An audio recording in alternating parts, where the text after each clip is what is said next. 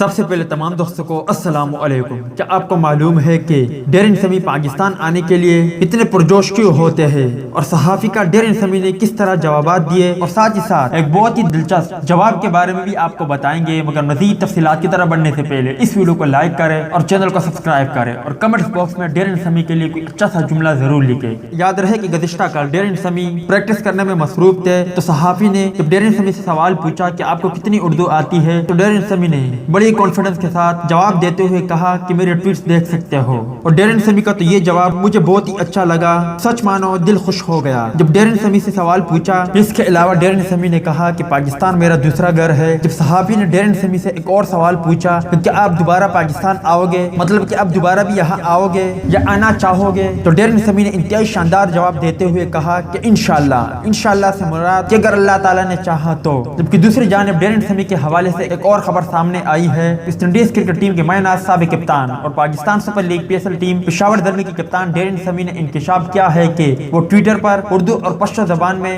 جاری ہونے والے پیغامات خود تحریر کرتے ہیں۔ تفصیلات کے مطابق نیشنل اسٹیڈیم کراچی میں میڈیا سے گفتگو کرتے ہوئے انہوں نے کہا کہ وہ اپنے موبائل میں گوگل ٹرانسلیٹر پر انگلش میں پیغام تحریر کرتے ہیں جو اسے اردو اور پشتو زبان میں بدل دیتا ہے۔ انہیں ایک مرتبہ پھر پاکستان میں آنے پر بہت زیادہ خوشی ہو رہی ہے، کیونکہ یہ ایک زبردست ملک ہے جہاں کرکٹ کھیلنے کا بہت ہی مزہ آتا ہے۔ دوست یہ تھے ڈیرن سمی کے حوالے سے کچھ اپڈیٹ، امید کرتا ہوں آپ کو پسند آئی ہوگی۔ اس اپڈیٹ کے متعلق اپنی رائے کا اظہار کمنٹس باکس میں ضرور دیں۔